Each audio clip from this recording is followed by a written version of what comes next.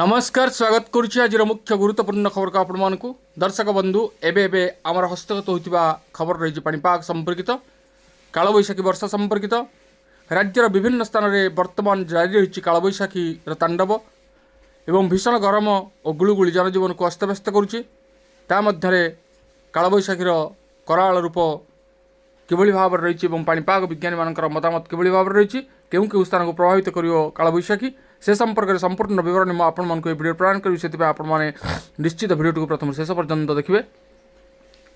जब वीडियो भल लगे तेज पाखे लाल बटन निश्चित सब्सक्राइब करेंगे पाखे आसुवा बेल आइकन बजाइदेवे ऊपर आसुवा ऑल नोटिफिकेशन क्लिक करेंगे भूलें जहाँफल एभली वीडियो सर्वप्रथम आपण मान निकट में पहुँच पार। तेज आसतु जाना आज पाणीपाग संपर्कित विशेष गुरुत्वपूर्ण सूचना को। आज पाणीपाग विभाग सूचना अनुसार राज्यर केतेक स्थान में कालबैशाखी वर्षा होबार संभावना रही है। एथिपाई सतर्क सूचना जारी करिछि पाणीपाग विभाग।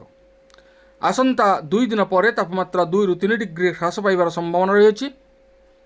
शनिवार दिन कलाहांडी कंधमाल रायगड़ा कोरापुट और मालकानगिरी घड़घड़ी सह वर्षा पवन बहिबार संभावना रही। एथिपाई येलो वार्निंग जारी करिछि पाणीपाग विभाग। पाणीपाग विभाग सूचना अनुसार 8 तारिख पर्यंत वर्षा हेबार संभावना रही।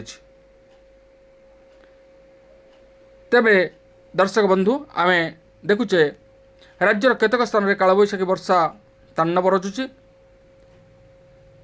एवं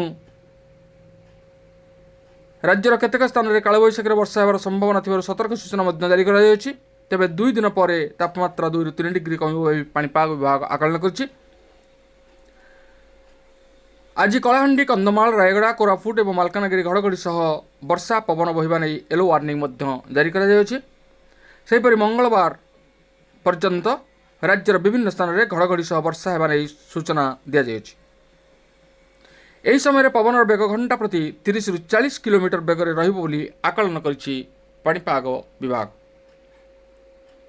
सूचना अनुसार राज्य में ग्रीष्म प्रवाह जारी रही बेले प्रबल गरम और गुलुगुली होछि। एथिसह गरम झांझी पवन में देह हाथ पोड़गला भली अनुभूत होछि। गत 24 घंटे राज्य में 9टी सहर में तापमात्रा 40 डिग्री ताठू अधिक रेकर्ड कर। आंचलिक पाणीपाग विज्ञान केन्द्र सूचना अनुसार झारसुगुड़ा सर्वाधिक 41.2 डिग्री तापमात्रा रेकर्ड होइछि।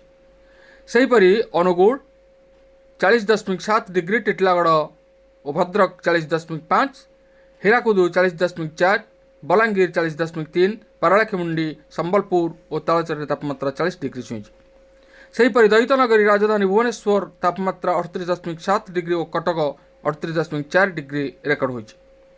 आगामी 4 दिन मध्य 4 दिन धरी राज्य में एभली ग्रीष्म प्रवाह जारी रहिबा सह शनिवार मध्य एकाधिक सहर में तापमात्रा 40 डिग्री पार करिबो।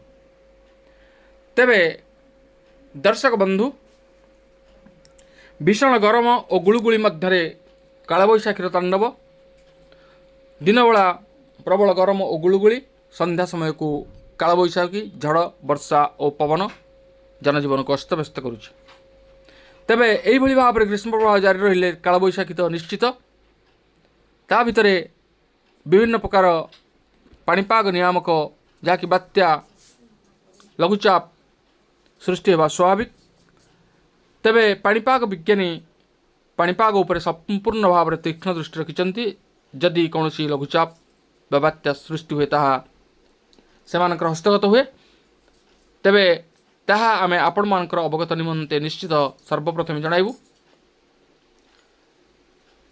तेबे ए थिला आजिर पाणीपाग संपर्कित एक विशेष गुरुत्वपूर्ण सूचना। आज एति पुणी देखा आगामी भिडियो रे। रहुछि धन्यवाद, नमस्कार।